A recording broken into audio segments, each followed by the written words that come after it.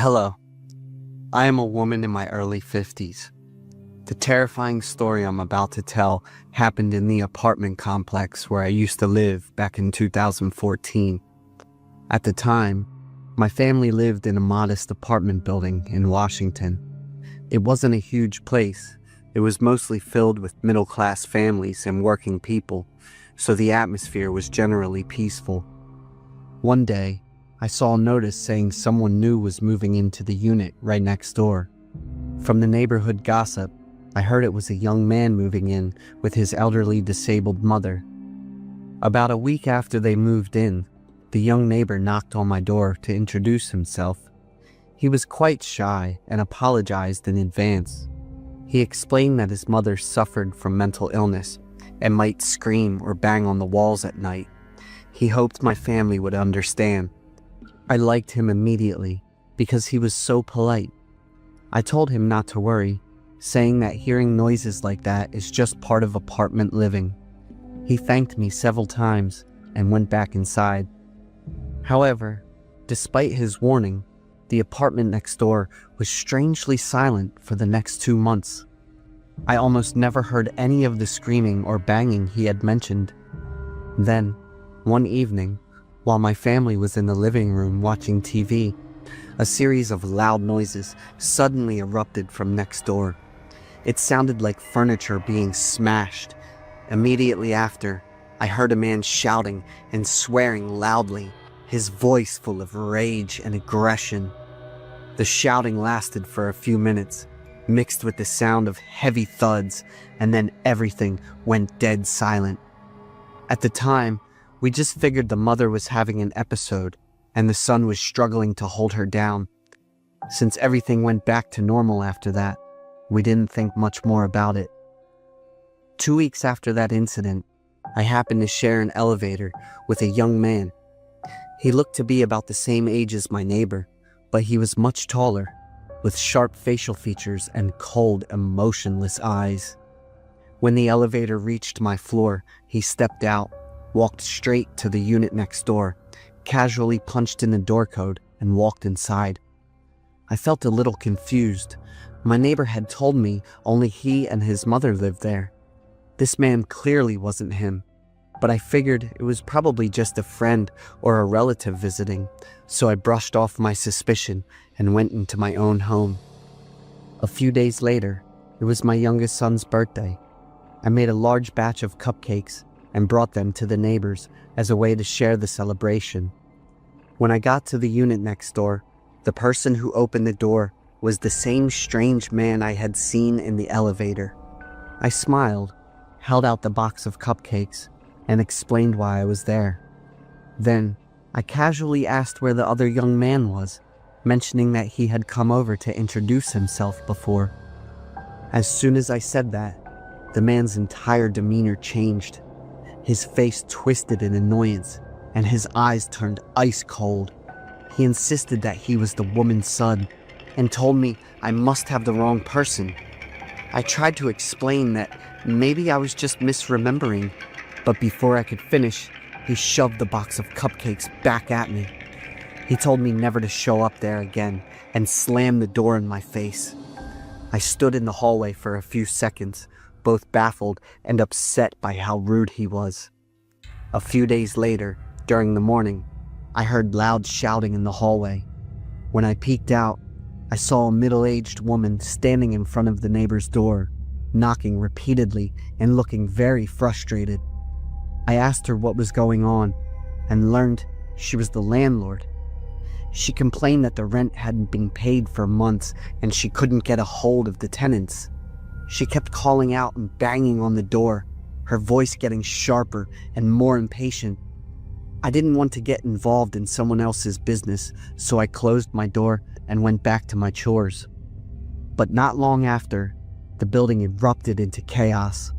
I heard police sirens and the sound of heavy footsteps rushing down the hall. When I looked out, I saw several police officers standing in front of the unit next door, quickly taping off the area. Neighbors started gathering in the hall, everyone confused and scared about what was happening. By that afternoon, the truth came out. and spread through the building like wildfire. Inside that apartment across from me, the police had found a man's body hidden in the freezer. It was the polite young man who had knocked on my door to apologize for his mother. The strange man I had met in the elevator and spoken to at the door just days before was his killer. The murderer hadn't even tried to run away. For months, he had been living in that apartment, coming and going, as if he were the disabled woman's son. Because the mother had severe mental illness and wasn't fully aware of her surroundings, the imposter went undetected for a long time. Even more shocking was the police investigation's discovery that the killer was actually the victim's best friend.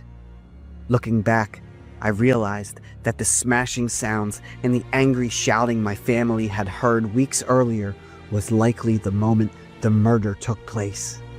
Just thinking about how I had casually walked past that door every day and even stood there talking to a killer while the body was just feet away in a freezer makes my skin crawl. After the investigation, the victim's mother was moved to a specialized care facility. My family and several other neighbors decided to move out shortly after to leave that haunted building behind. But even though I've moved away, the horrific memories of that year are burned into my mind, and I don't think they will ever fade.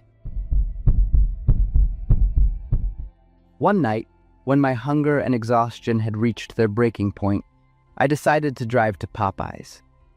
It seemed like a harmless decision, but it dragged me into an experience so horrific that it has haunted me for the rest of my life. This happened last August. At the time, I was a sophomore at Rice University, and my name is Fiona. I was staying up late trying to finish a term paper. Around 11 p.m., my stomach started growling. I realized I hadn't eaten anything since breakfast. Remembering a new Popeyes that had opened on Westheimer Road, I grabbed my coat and keys and headed out. I pulled into the Popeyes right at midnight. The parking lot was empty, except for an old white van parked out of sight behind the building. I pushed the door open, and the air inside was hot and thick with the smell of deep fryer grease.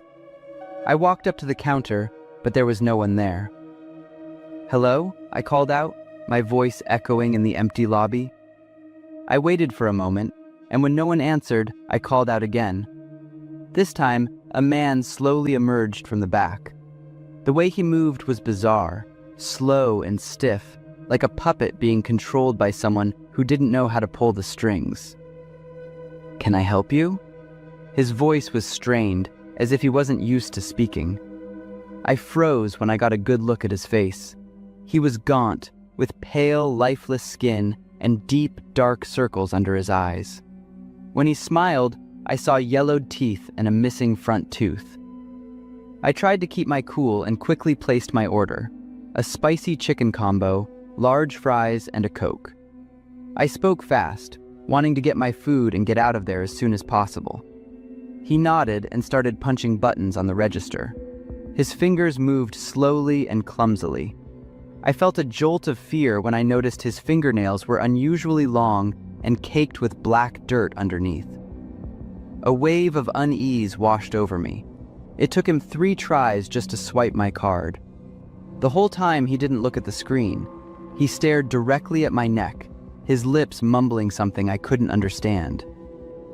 "It'll be 10 minutes, he said, then turned his back and walked into the kitchen. I sat down at a table near the window and pulled out my phone, hoping to distract myself from the creeping anxiety. But a few minutes later, I bolted upright at the sound coming from the kitchen. There was a series of dry coughs, the sound of someone spitting, and then a noise like someone was gagging and vomiting. My body went stiff, and a wave of nausea hit me.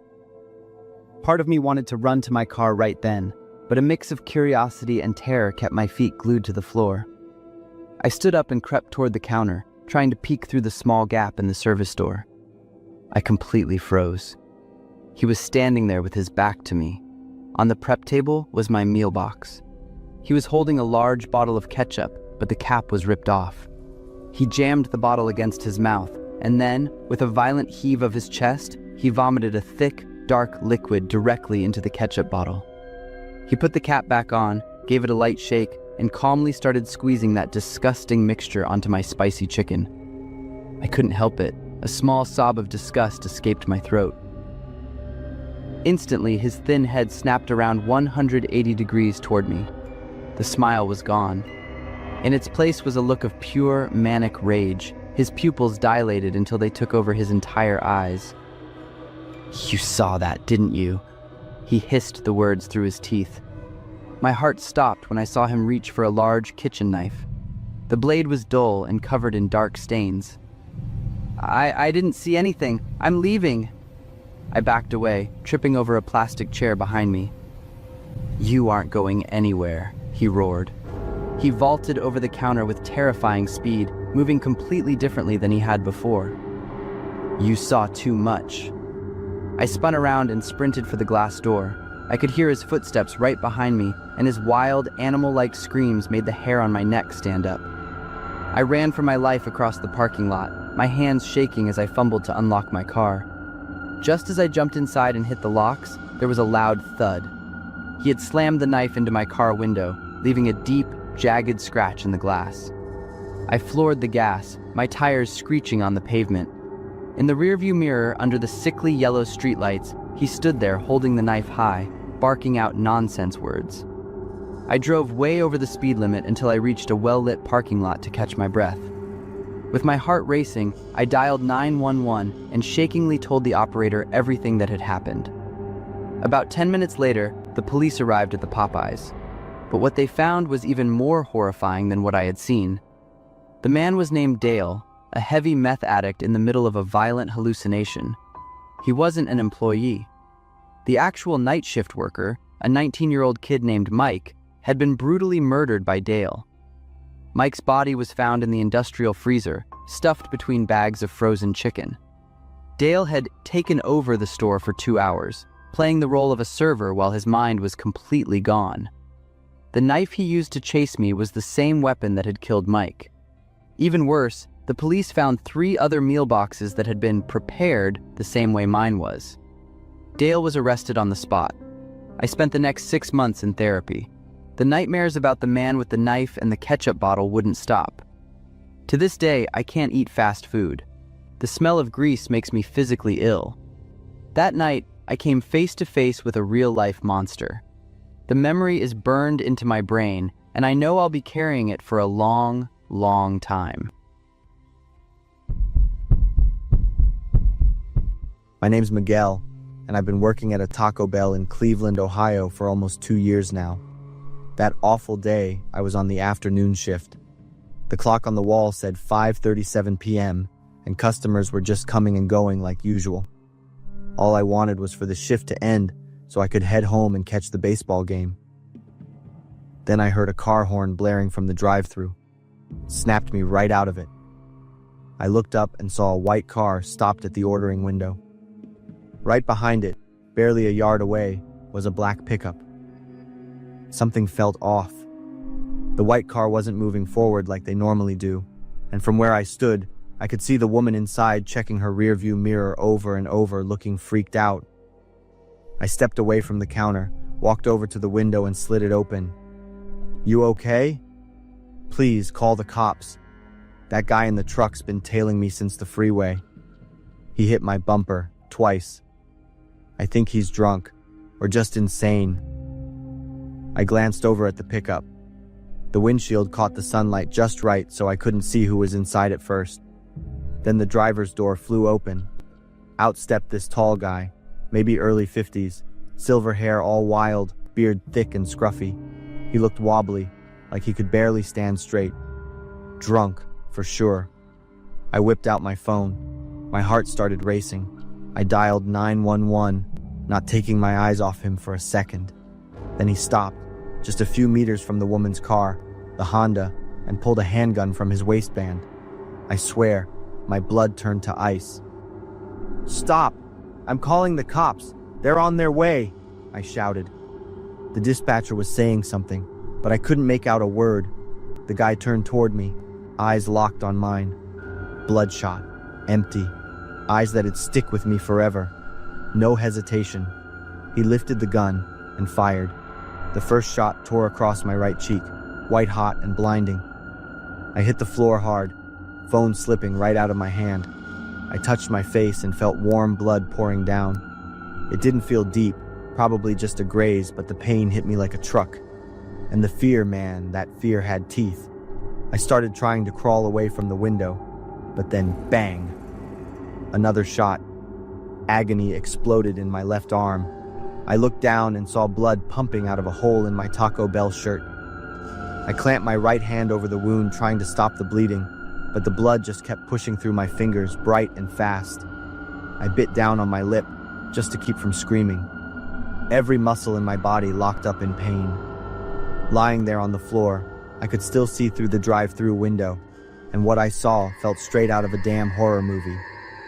He was walking toward the Honda, gun aimed right at the driver's window. The woman inside was scrambling to climb over to the passenger seat, trying to shove the door open, but it was too late. 3 more gunshots. The window blew out in a spray of glass, tiny shards raining down onto the pavement. The woman's scream cut through the air, loud, piercing, and then silence. My head was spinning, from the blood loss, from the panic. I looked out the window again.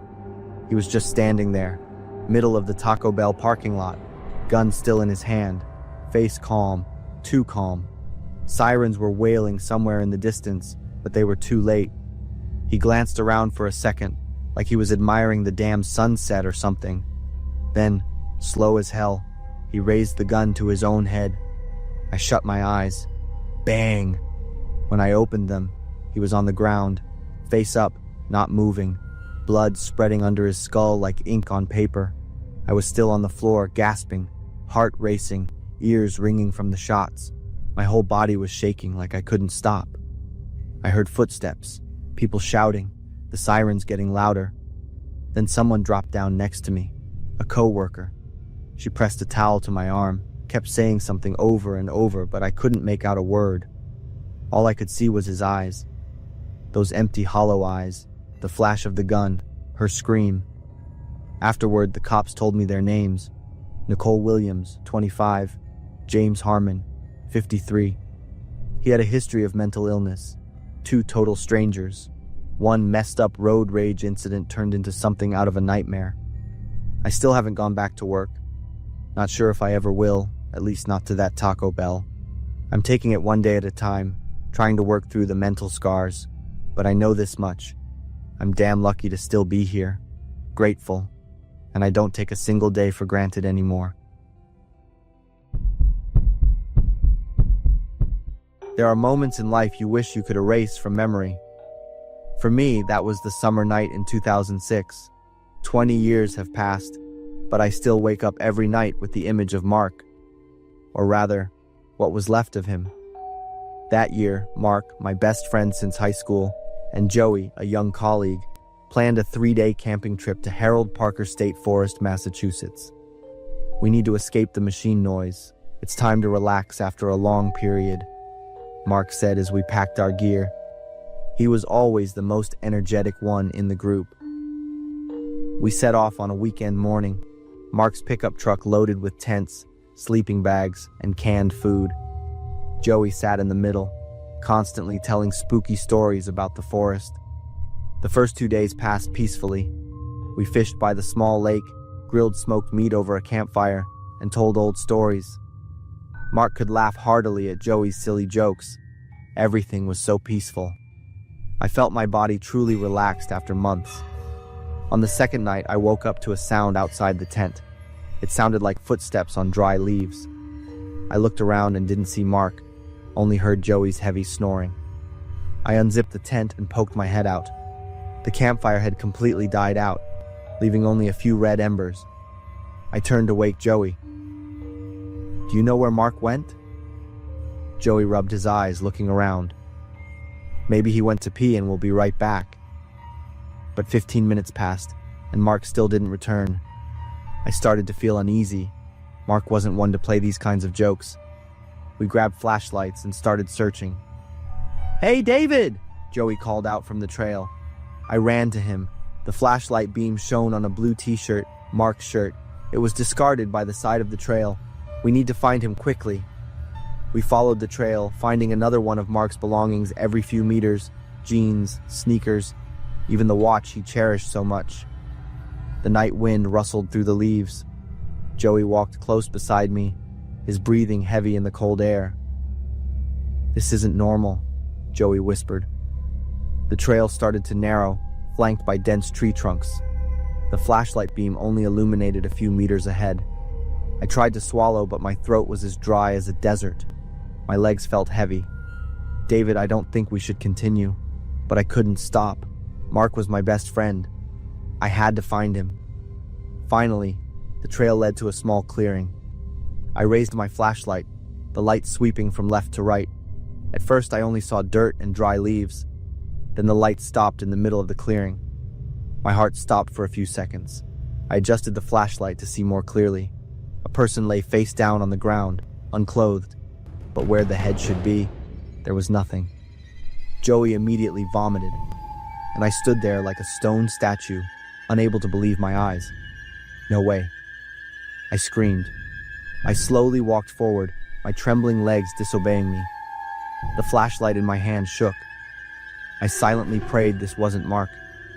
But then I saw the small mole on his left shoulder, the V-shaped scar on his back from when Mark fell off his bike at 12 years old, the silver ring on his thumb. Oh my God, Mark. My stomach clenched. I retched, my body shaking with spasms. Joey sobbed behind me.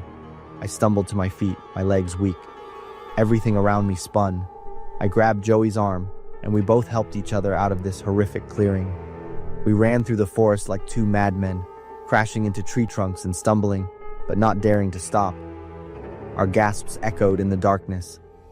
Back at the camp, I threw everything I could grab into the truck, mumbling incessantly.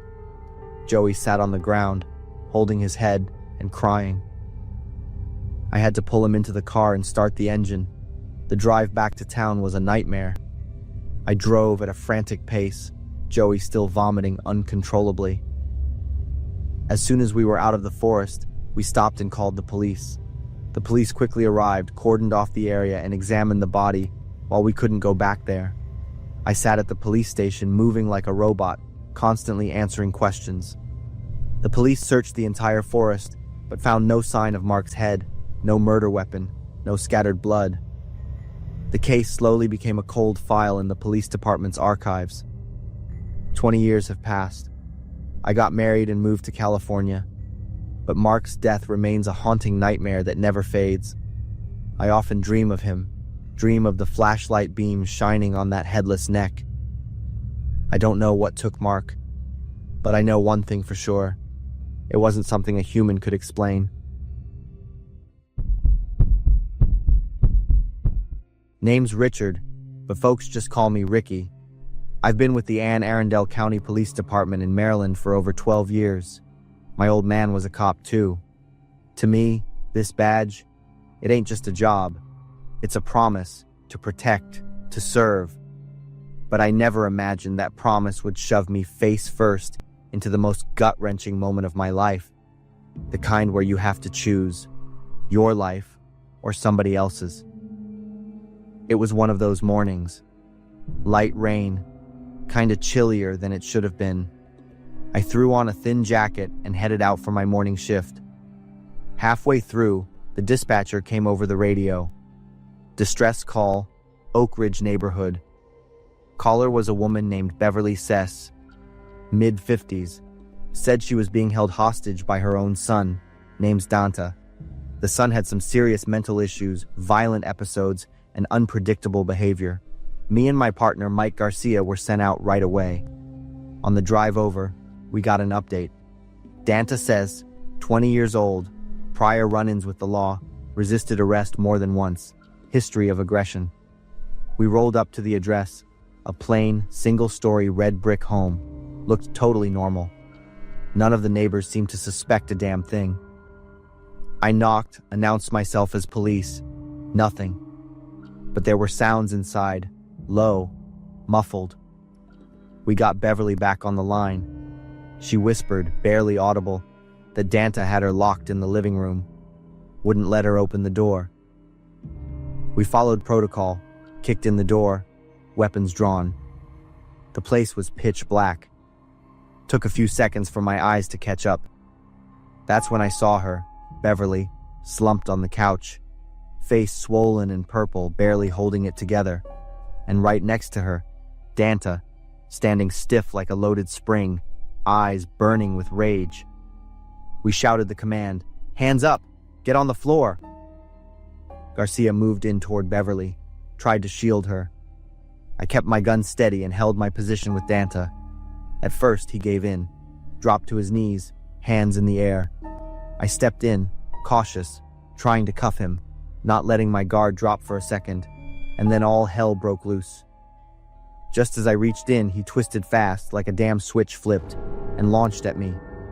Next thing I knew, I was on the floor, his full weight slamming into my chest. Gun flew out of my hand. First hit came down hard, right across my cheek, then another. Whole room spun like a carousel. Garcia didn't hesitate. He dove in and tried to yank Danta off me. They went at it. I scrambled back to my feet and threw myself into the mess. All three of us crashed into the coffee table. Things exploded under us. We were in a full-blown brawl. I grabbed for Danta's arms, trying to lock him down, while Garcia went for the cuffs. And then, a bolt of pain shot up through my left hand. Danta had sunk his teeth into my finger. Not just biting, it was crushing.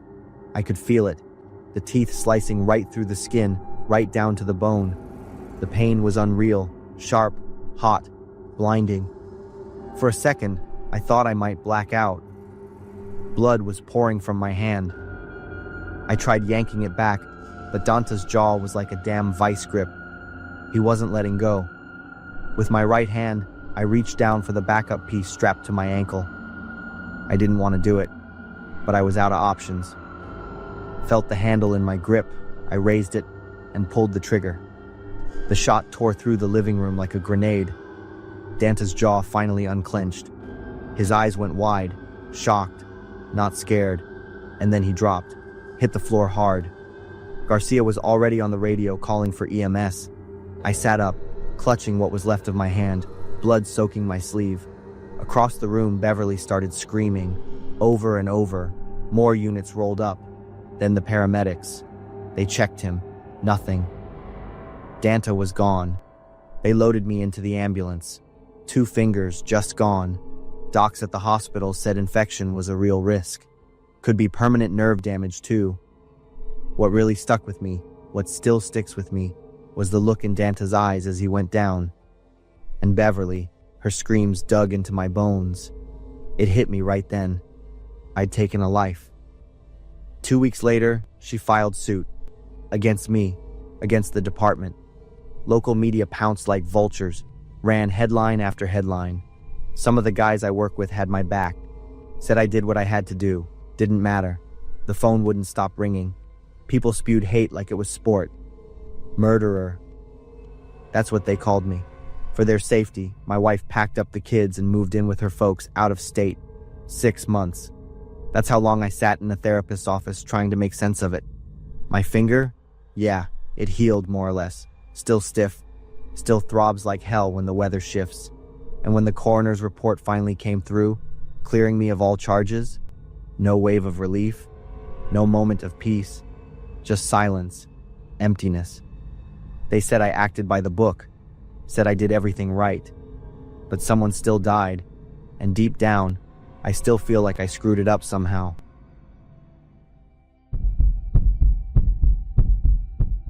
The soft patter of rain tapped gently against the metal roof of the McDonald's. The clock on the wall read 2 a.m. I still had 5 more hours left on my overnight shift. My name's Mike Collins. I'm a senior at the University of Maine. The restaurant was dead quiet. Barron, my co-worker, was in the back checking inventory in the storage room. I let out a long yawn, my eyelids heavy with exhaustion. The raindrops hitting the glass windows began to grow louder, more intense. The sky outside was pitch black. A cold breeze slipped in through the doorframe, sending a chill down my spine. The hum of the refrigeration unit droned steadily in the corner. I glanced at my phone, skimmed a few messages, and looked back up toward the empty parking lot outside. Raindrops, big as marbles, smacked against the pavement. Suddenly, the chime above the entrance rang. A man walked in. He was tall, soaked from head to toe. I greeted him and asked if he'd like to see the menu. As he stepped closer, the strong scent of wet earth and sweat hit my nose. His eyes flicked nervously toward the door, then back to me. He ordered a Big Mac and a black coffee. He kept adjusting his right pant leg, like something underneath was bothering him.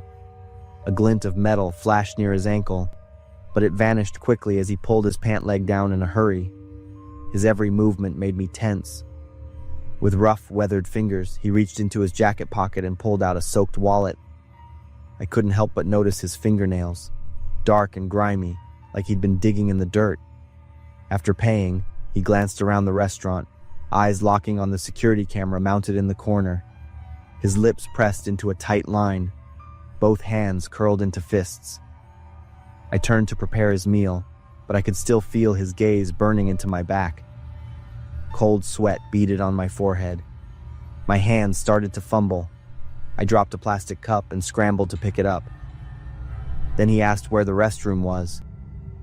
I pointed to the back of the store. His heavy footsteps echoed on the tile floor, growing fainter as he walked away. I hoped that once he finished eating, this strange man would just leave. But I noticed something odd. Every time he passed the entrance, he glanced at it again. He wasn't heading to the restroom. Was he checking for exits? I shook my head, trying to calm down. Maybe I was just being paranoid. The rain outside now roared like a waterfall. The wind howled through the parking lot. The lights in the restaurant flickered for a second, then came back on. It felt like a bad omen. The man returned a few minutes later. I placed his tray on the counter, forcing a polite smile. He looked at the food, then asked about the coffee. I handed it to him quickly, though my hands were still trembling. A few drops spilled over the rim and splashed onto the floor. He stared at the cup, then tapped a thick finger on the counter. Suddenly, he shoved the tray away, complaining the burger was cold. I froze. I could still see steam rising from the meat. I offered to make a fresh one, but he snapped that he wanted to speak to the manager, his tone sharp. His eyes were like knives. My jaw started to tremble. My heart pounded. The ticking of the wall clock sounded like a hammer inside my head. It was just me and Baron was still in the back, across a long hallway. The man slammed his hand on the counter, threatening to call the police. The slap was so loud, it knocked over a nearby plastic spoon. My face went pale. Call the police over a hamburger? It didn't make sense. Just then, my phone buzzed in my pocket. In the silence, the vibration was loud, too loud. The man glanced down at my pocket, his eyes narrowing. I tried to act normal, slowly checked the screen. There it was, an emergency alert. Emergency alert. A dangerous inmate has escaped from Maine State Prison. Last seen in the area. Raymond Stokes, 42 years old, 6 feet 2 inches, 210 pounds, has harmed a corrections officer and is on the run. Considered extremely dangerous. If seen, call 911 immediately. I slowly looked up. Everything about the man in front of me matched. 6 feet 2 inches, around 210 pounds, thick beard, wild eyes. Cuts on his wrist, scrapes on his hands, mud all over his clothes. It was Raymond Stokes. My legs started shaking uncontrollably. The whole world seemed to spin around me. What do I do now? Call 911? But my phone was still in my pocket, and he was staring right at me, watching my every move. He saw my expression change. His eyes narrowed. I know what you're thinking. Don't do anything stupid. I tried to stay calm, told him I'd fix the food issue, but my voice betrayed me. Thin, shaky. He smirked. The air around me felt like it was closing in. I looked down the hallway toward the storage room, praying Baron would appear. I called out for him. Ray leapt over the counter, fast and aggressive. Before I could react, he grabbed my wrist and squeezed so tight I thought it might snap. Pain shot up my arm. He leaned in, whispering a threat. His other hand dove into his jacket, and I saw it, a flash of metal. My heart nearly burst from my chest. He told me to take him to my car. He pulled me around the counter, now holding a large kitchen knife. Its blade gleamed under the fluorescent lights.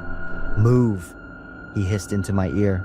My legs felt like they were made of concrete as he dragged me toward the staff area. My mind raced for an escape. Baron was still in the back. If I could signal him. I'm not trying to be a hero. I just work night shifts to pay for school. "Shut up," Ray growled. Suddenly, from afar came the sound of a police siren. Ray stopped cold. His face turned pale. The sirens grew louder.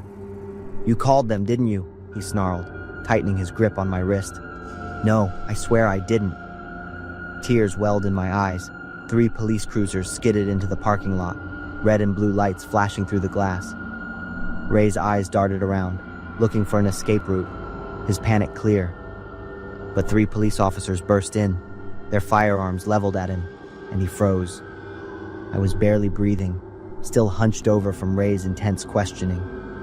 In a moment of pure desperation, Ray crumpled to the floor, burying his face in his hands and sobbing like a child. The officers moved in, pinning him to the ground amidst the sharp click of handcuffs. He kept screaming, "I'm not going back to that prison. No way."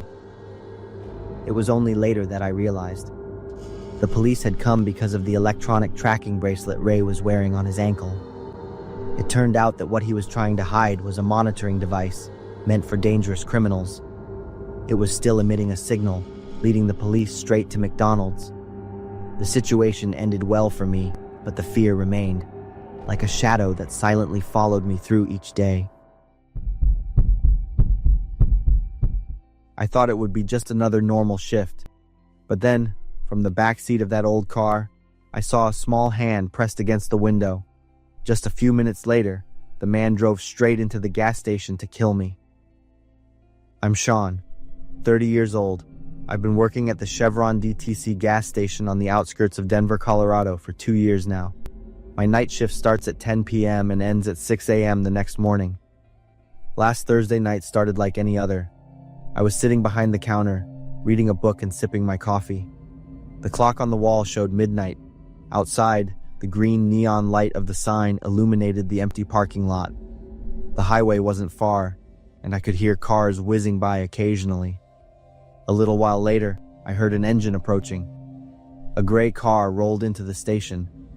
The car looked pretty old, with paint peeling in many places, and the left headlight seemed a bit dim. The driver was a man in his 40s, with long, thinning brown hair and a thick beard. He parked at pump number 3, got out of the car, and opened the gas cap. What caught my attention was how he kept looking around cautiously. His hand trembled slightly as he held the gas nozzle. I went back to my book. Staring at someone for too long is rude, but I did the opposite of what I thought. After just a few seconds of looking at my book, I looked up at him again. This time, I saw a small movement in the back seat of the car. At first, I thought it was a reflection, but then I saw it more clearly. It was a small hand of a child pressed against the back window. The hand only appeared for a few seconds before disappearing. It must be a small child with an adult, was my first thought. But the man's attitude made me get up to observe more closely. He was still pumping gas, but he turned back to look into the car, saying something with a sharp tone. The gas pump automatically stopped. The man hung up the nozzle and walked towards the store. He pushed open the glass door and walked toward me with a cold demeanor. "That'll be $30, pump number 3. "Yes, sir." I entered the amount into the register. "Do you have a small child in the car?" His eyes suddenly sharpened. "Why?" "I saw a kid in the back seat. If you need anything for the child, we have candy and sodas." "None of your business. Just ring it up." His reaction wasn't like a normal father who would smile and talk about his child. "Cash or card?" I tried to keep my voice calm. "Cash." He pulled out a wad of crumpled bills from his back pocket. I took the money, deliberately counting slowly. "Is there a problem with the pump?" "I need to check the receipt printer." "No receipt needed. Just give me the change." Company policy. I have to print a receipt for every transaction. Hurry up! I bent down as if fixing the printer, but I was actually pulling my cell phone out of my pocket. I dialed 911 without looking, hoping I hit the right numbers. Sorry, the printer's jammed. It'll be a few more minutes. The man started to get restless. He glanced out the window towards the car. No receipt needed. I have to go now. Just a little longer, sir. I felt the phone in my hand vibrate, a sign the call was connected. I spoke louder than usual. Chevron DTC gas station in suburban Denver. I suspect a child abduction. The man suddenly realized what I was doing. His face went pale. You bastard. He reached over the counter to snatch the phone, but I managed to pull back. The police are coming! I yelled. He didn't say anything else, turned his back, and ran outside. I heard the car engine start. Through the glass, I saw him jump into the car and hit the gas. But instead of driving straight onto the road, he backed up, then slammed directly into the store. I jumped to the side as the Honda crashed into the glass door. The glass shattered loudly, pieces flying everywhere. The store's alarm blared, then went silent. The front of the car was deep inside the store, knocking over shelves of candy. I lay behind the counter, feeling blood from a few small cuts on my hands. The man yelled from inside the car, "I'll kill you!" But the car's engine had died. He tried to restart it, but the car wouldn't turn over. Police sirens blared in the distance, getting closer and closer. He opened the car door and ran out. I saw him through the gap between the fallen shelves. He ran towards the back of the store, but I knew there was only a dumpster and a high fence back there. He wouldn't be able to get away. 2 police cars pulled up right in front of the store. 4 officers jumped out, guns drawn. "Police! Freeze!" I crawled out from behind the counter, ran outside and yelled, "He went out back!" 2 officers chased after the man. The other 2 approached the Honda that had crashed into the store. "There's a child in here," an officer called out. Through the shattered window of the car, I saw a boy about 10 years old, his mouth taped shut, in a state of extreme panic. The police carefully opened the car door. "It's okay, kiddo. You're safe now." The other 2 officers returned, escorting the man who was now handcuffed. He saw me and tried to lunge like a wild animal wanting to tear its prey apart. An ambulance arrived to check on the boy and bandage the cuts on my hand. Crime scene investigators began taking photos and collecting evidence. A male officer approached me. "You did a great job tonight. That boy might not have made it if it weren't for you." The boy was Tyler. He had been missing for 3 days after playing in a park near his home. I looked towards Tyler, who was being attended to by paramedics. Luckily, he wasn't injured.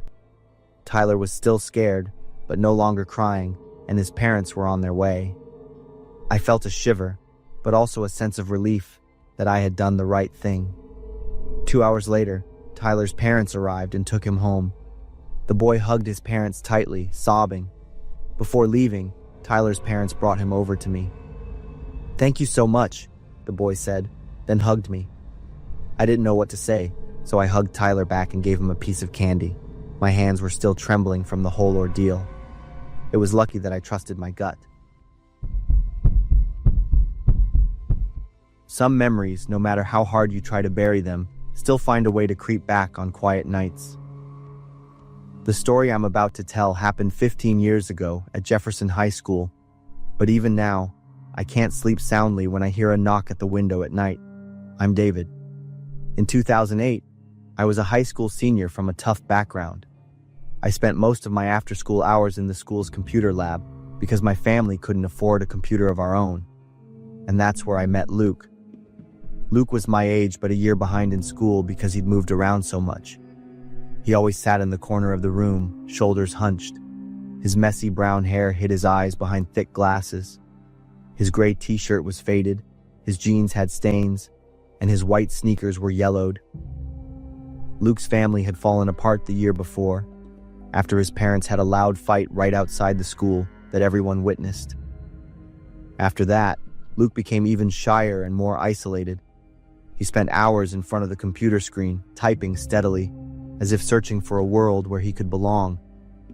I recognized that look because I'd been through it myself. The first year after my dad's accident, I also wore old clothes, always kept my head down to avoid eye contact, wishing I could be invisible. I was lucky that I still had a complete family. We got through that tough time together. Maybe that's why I felt empathy for Luke from the first time I met him. That day, just like any other, Luke and I were studying in the computer lab. A little while later, heavy footsteps dragged across the floor. Travis walked over, followed by Jake and Connor. They were a notorious trio known for being bullies. Travis had a muscular build, short blonde hair almost buzzed to his scalp, and sharp blue eyes. Travis stood right behind Luke, with Jake and Connor on either side. "Hey nerd, do my homework for me," Travis ordered. Luke didn't answer, continuing to type. Before Luke transferred to the school, I was Travis's target. I understood that feeling, the helplessness of being threatened and not being able to do anything. Travis ordered Luke to do his homework for him. He snatched Luke's book and threw it to the floor when he saw him refuse. I stood up, quickly stepping to stand between them. "Travis, leave him alone." He scoffed, tilting his head to look at me. Before leaving, Travis still kicked the table leg and warned that he'd be back. I turned back to see Luke picking up his book and continuing to study as if nothing had happened. After school, Luke and I walked home together. I said a few things, but Luke only responded with slight smiles. At a small alley, Luke would turn in. He looked at me. "Thanks. Sometimes I think about doing something to make them stop." "What do you mean?" I asked, confused, but Luke had already turned and walked away. 2 days later, we were in class when the alarm blared throughout the school. The principal's voice echoed over the loudspeaker. "All students and teachers immediately initiate lockdown procedures. This is not a drill. Repeat, this is not a drill." Immediately, Mr. Johnson locked the classroom door and pulled the blinds to cover the windows. We all huddled in the dark corner, our cell phones lit up, messages from friends in other classes constantly coming in. "Someone in a mask in the parking lot," they said. "There's blood. Travis didn't come home last night. His parents are looking for him." The whispers made the situation even more chaotic. My heart pounded. The next message from an 11th grade student made the blood in my veins run cold. The police found Travis in his own car's trunk. He's dead.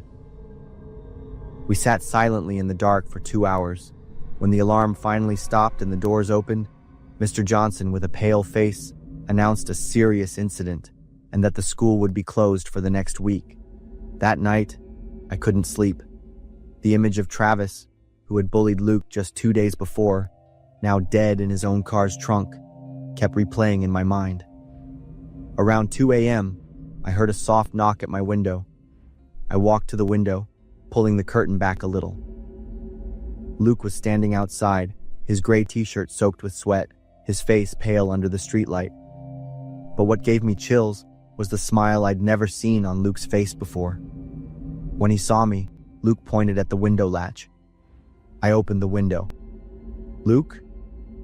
What are you doing here?" "I need to tell you about what happened at school today." Luke's voice was different. Luke looked around and then whispered, "That masked person was me." I felt all the air get sucked out of my lungs. "What are you saying?" "Travis will never hurt anyone again." Luke stepped closer to the window, his eyes gleaming in the dark. "Did you see? He looked so peaceful in the trunk." "Luke, what did you do?" "I waited for him in the parking lot." Luke chuckled softly. He even laughed, saying that I finally dared to confront him. But when I pulled out the knife, "Stop talking. Do you know?" When Travis pleaded, his voice trembled just like mine every day at school. Luke looked me straight in the eyes. Now he understands what fear feels like. "Luke, you need to turn yourself in. I'm not done yet. Jake and Connor will understand too. And all the others." Luke stepped back from the window. He disappeared into the darkness. I stood there for a few minutes, my hands trembling. Then I picked up the phone and dialed 911. At the request of the police, I recounted all the information I knew. The next morning, Luke didn't come to school. The police found him at home with blood-stained clothes and a knife in his desk drawer. They also found a list, with Jake and Connor at the top, followed by the names of 15 other students. I'll never forget the line Luke wrote in his diary. "I don't want to be a bad person, but I'm so tired of enduring." Luke was arrested on charges of first-degree murder and conspiracy to commit terrorism. He confessed to everything without showing any remorse. The news spread throughout the school. I never saw Luke again. But every night, I remember Luke's face. My bedroom window is always locked tight at night now.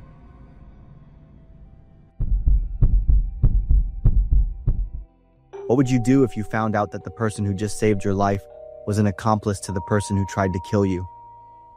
My story begins on a rainy night in Ohio, where I became an unintentional witness to a pre-planned robbery. I'm Aaron, 28 years old. That day I was driving to visit my parents. The familiar interstate became unfamiliar in the heavy rain. I decided to stop and rest for a bit. I remember it was after 10 p.m. I pulled into the parking lot of a Circle K convenience store near the highway exit. There was a truck and one other car in the lot. I ran inside the store. The cashier was a young man. He seemed surprised to see me. He kept staring at the door, his lips moving as if he was saying something. I nodded hello, and his smile was a bit forced. I thought it was strange, but I didn't pay much attention to it. I headed to the coffee machine. I filled a large cup with coffee and added cream and sugar. Suddenly, the cashier's voice blurted out, "Due to a technical issue, you have to leave now." I turned around, frowning.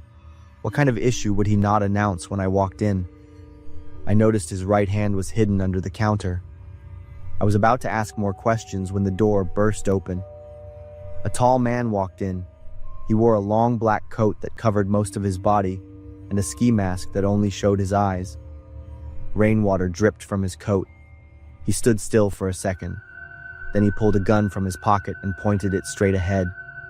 My heart felt like it stopped. The coffee cup fell from my hand.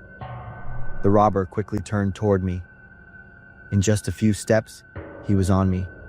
The cold gun barrel pressed against my temple. "Why are you here?" he hissed, looking very angry. At that moment, I thought this guy was an idiot for asking a customer why they were at a convenience store. But I couldn't argue with him. My legs felt like jelly, and I could barely stand. I put my hands up and kept begging him. "Don't do it." The cashier suddenly spoke up. I saw no signs of fear on his face. Instead, he was staring at the robber. The robber froze. His eyes glanced backward, probably thinking about something. I didn't dare to move even an inch. Then he swore, lowered his gun, and quickly walked out the door. I stood there like a statue until the sound of an engine starting up and fading away.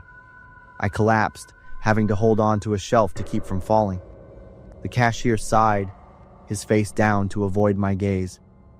"Call the police." My voice was shaking. "No need," the employee said, sounding exhausted. I froze, and when I tried to convince him further, he suddenly yelled, "Just go. Now." He stared at me with wide eyes. Then the next second, his expression changed to one of worry, and he held his head in his hands.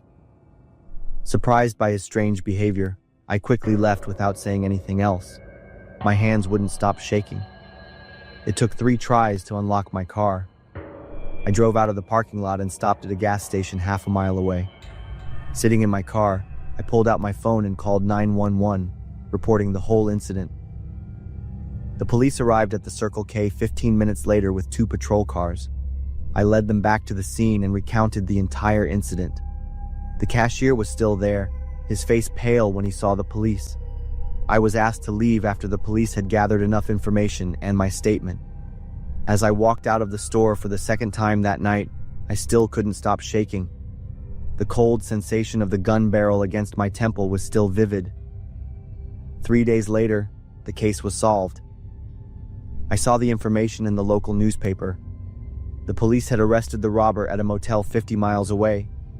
His name was Matt, and he had just been released from prison after serving a 3-year sentence for theft. Another shocking piece of information: he was the cashier's biological brother. In a deeper investigation, the police discovered they had been exchanging messages beforehand.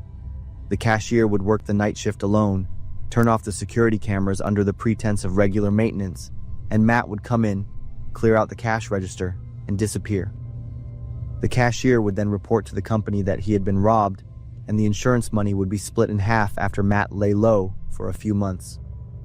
The article also mentioned a coincidental witness who made the plan go awry. That was me. Matt was sentenced to 5 years in prison for armed robbery and making a death threat. The cashier received 18 months for being an accomplice in insurance fraud. Matt could have shot me in those tense seconds. I'm still not sure why the cashier stopped his brother at that moment. Maybe things had gone further than he had imagined. But for whatever reason, his words, "Don't do it," kept me alive. Me. We just wanted to get away from the suffocating atmosphere of the base for the weekend. None of us thought that a simple road trip would lead us to face something unexpected. At the time, I was 24, a recent college graduate, and had been stationed at Goodfellow Air Force Base in San Angelo, Texas, as a communications specialist. Life on the base was pretty boring, just work and long nights in the barracks. That is until I met two friends. Reese was a radar technician, and Jalen was an officer. We decided to drive to Austin to escape the stuffy atmosphere of the base. Jalen offered to use her car. We left in the morning, and the road stretched out straight through the dry fields. There weren't many cars on the road. Only a semi-truck would pass by now and then. About an hour into our drive, Reese looked behind us. She pointed to a black Tahoe that was driving behind us. It's been following us for a while now. I didn't think much of it until Reese kept watching. When Jalen sped up, the Tahoe also sped up. When we slowed down, it also slowed down, always keeping the same distance.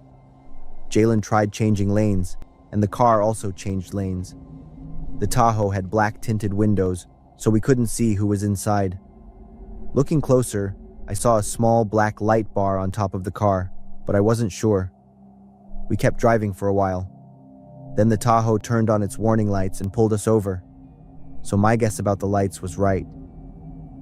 "Undercover cops," Jalen mumbled, and slowly pulled over to the side of the road.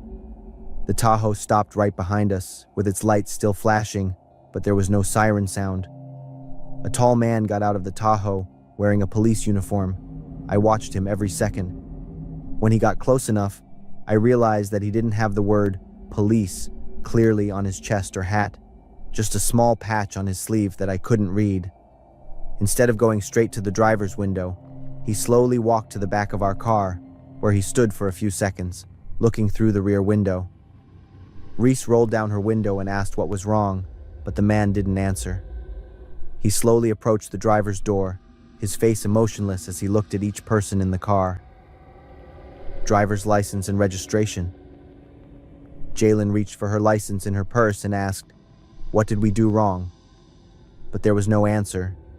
Still, she reluctantly handed over the documents. The man went back to the Tahoe and sat in it for a long time. About 15 minutes passed as we sat in silence, watching him through the rearview mirror.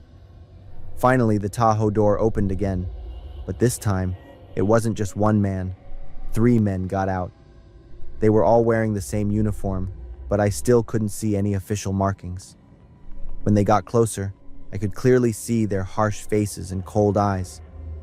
The one in the lead had a small scar running from the corner of his eye down his cheek. "Is your father a service member?" The question was completely unexpected. He pointed to the U.S. military sticker on the back window of Jalen's car. "No, sir. I am a service member." "They are too," Jalen replied with confidence. At that moment, I saw a change on the man's face. His body seemed to freeze. His eyes quickly glanced at the 2 men standing behind him. A few seconds of tense silence passed. Then he turned back to Jalen. His face was suddenly more relaxed, but his voice was awkward. "Okay, all right. I'll let you off with a warning this time, but you should drive slower on this road." He gave her the documents back and wished us a good day. The three men went back to the Tahoe, got in, and sped away while telling us to drive slowly. We stayed in our car and didn't drive away yet. Reese argued that they were not real police officers, citing her reasons. No clear badge, and why would he ask about Jalen's father when it had nothing to do with a traffic violation? Jalen also wondered why there were three men when police usually only go in groups of one or two. We decided to turn back to the base instead of continuing to Austin. The whole way back, Reese kept saying that those men were definitely up to no good. A week later, we were watching the local news. On the screen, a reporter was standing next to a ditch by the highway, only about 20 miles from where we were stopped. Two bodies had been found there, a middle-aged couple. The reporter announced that the victims had been robbed and murdered. The car found near the scene was a black Tahoe, which had been reported stolen 3 months earlier in Arkansas. We were stunned after hearing the news. We immediately called the police to provide information about our encounter a week earlier. They took our statements and said they would investigate, but I knew it was too late. Those men had disappeared without a trace. To this day, I still wonder what would have happened if we didn't have that military sticker on the car. I'm certain that it saved our lives that day. Thank you for watching until the end. As mentioned earlier, our goal of reaching 50,000 subscribers in 2026 is still ongoing. If you enjoy these stories, please give us a hand and support us.